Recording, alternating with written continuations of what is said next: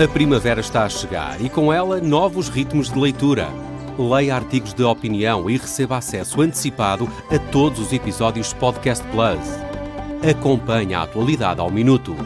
Assine hoje o Observador com até 58% de desconto e habilite-se a ganhar uma tote bag e um voucher da Livraria Almedina. Tudo em observador.pt. Horas.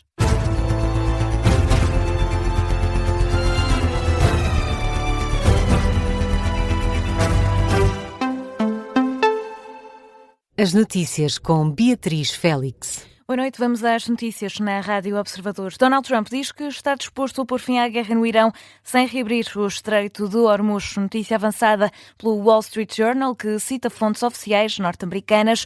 Trump terá dito aos assessores que está então disposto a acabar com a guerra contra o Irão, mesmo que o Estreito de Hormuz permaneça fechado. Terá sido feita uma avaliação nos últimos dias que terá permitido ao presidente norte-americano concluir que uma missão para forçar a abertura do Estreito iria prolongar o conflito para além do prazo de 4 a 6 semanas que estava previsto. A prioridade de Trump e dos Estados Unidos é agora enfraquecer a marinha iraniana e os arsenais de mísseis para reduzir os combates.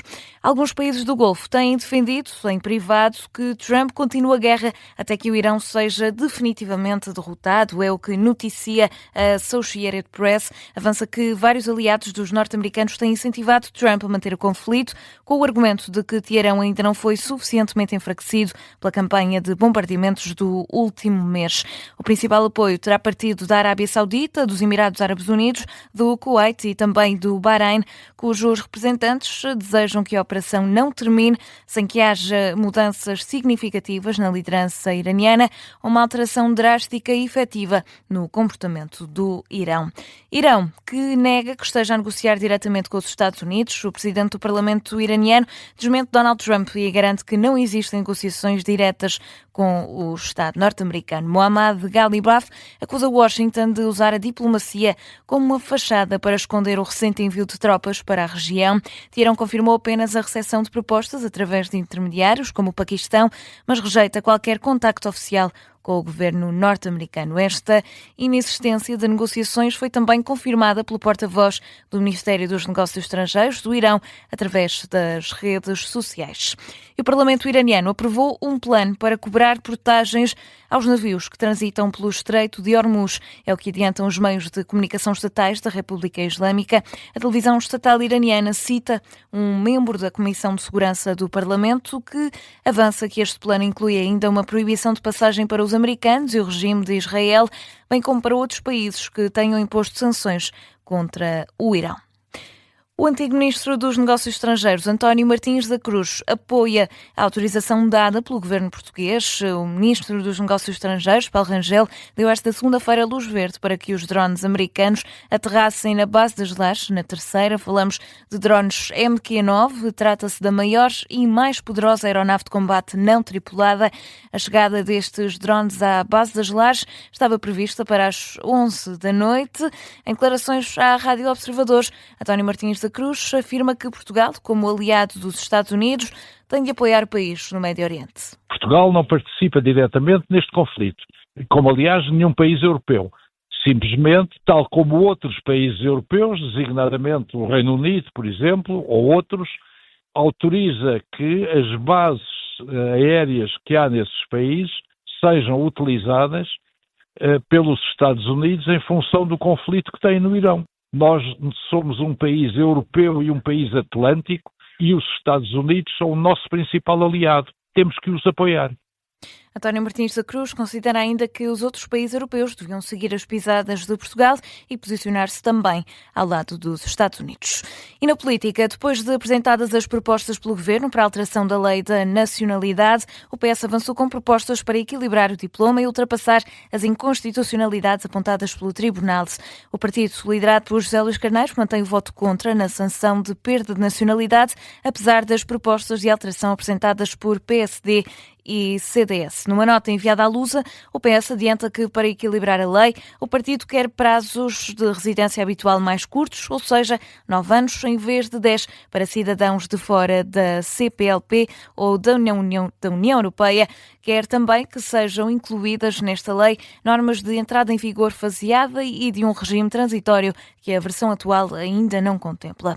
O Observador falou com o deputado do PSD, António Rodrigues, que reforça a ideia de que o governo conta com os partidos da oposição, como PS, Chega e Iniciativa Liberal, para aprovar as alterações à lei, depois de ter recebido contributos desses mesmos partidos na reformulação do texto. Nós tivemos abertura para com todos os partidos, recebemos estes 3 partidos à espera de contributos da sua parte, eles produziram esses mesmos contributos e, portanto, estamos gratos por isso, porque o nosso objetivo desde o início foi sempre encontrar uma lei que fosse o mais consensual possível numa matéria que é de Estado tão grave quanto é a matéria da lei da nacionalidade.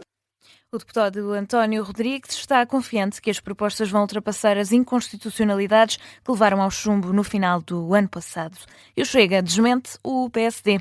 Afirma que as contribuições do partido não estão a ser incluídas nas alterações apresentadas, com a crítica de André Ventura, que lamenta a ausência de acordo e culpa o partido do governo. É com pena que digo que no prazo limite da sua negociação o governo não conseguiu ser menos socialista do que os socialistas e ter uma lei da nacionalidade em linha que muitos países sociais-democratas da Europa estão a começar a ter. E, portanto, não há acordo. Lamento dizê-lo assim, mas o país perde porque não há coragem de fazer as reformas que é preciso fazer a quem chega a Portugal e se vê com direito a obter uma nacionalidade que não é, nem nunca devia ter sido um direito absoluto. André Ventura acusou o governo de não conseguir aprovar reformas por continuar, na perspectiva do líder do Chega, a querer agradar a dois lados. Ainda na atualidade nacional, foi embargada a obra que está a causar fricção entre a Câmara Municipal de Oeiras e um grupo de cidadãos da Amadora. O autarca de Oeiras, Isaltino Moraes, decidiu construir, na fronteira com o concelho vizinho, um muro de árvores para impedir as construções da Amadora que estavam a invadir território.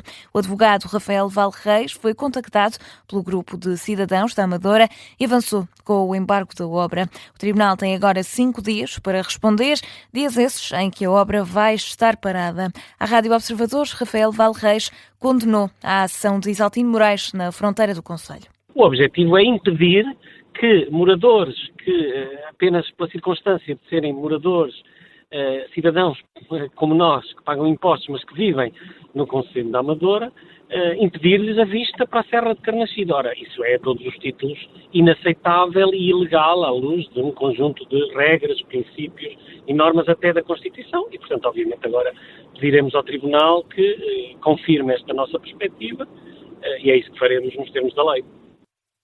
É aguardada agora a resposta do Tribunal. Foram as declarações de Rafael Valreis à Rádio Observadores, o advogado responsável pelo embargo da obra de Isaltino Moraes.